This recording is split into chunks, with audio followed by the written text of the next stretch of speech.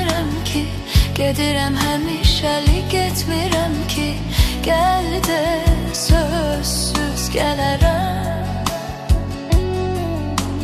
Gözümdə canlanır xəyalın yenə də, ayrılıq dərd olub sənə də mənə də, öl də sözsüz ölərəm.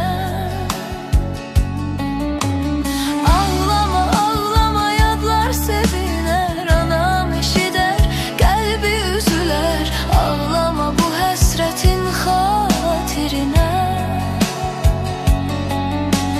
Buludlar dolarsa yağaçlar yağacaq, gözümün yaşından torpaqda doyacaq.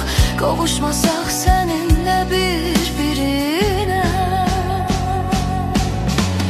Gəl yenə əvvəlki tək, ömrümü saçsın çiçək, bir-birin xoşbəxt edək sevgilim.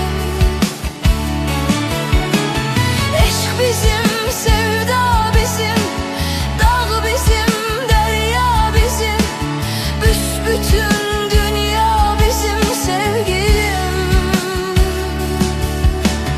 Belə bir qanun var əzəldən ey yar, aşıq öz yarın eşq ilə yaşar. Mən də tək sənin üçün. Ağlama, ağlama, yadlar sevinər, anam eşidər, qəlbi üzülər. Ağlama bu həsrətin xatirinə. Buludlar dolarsa yağaçlar yağacaq, gözümün yaşından torpaqda doyacaq. Qovuşmasaq səninlə bir-birinə.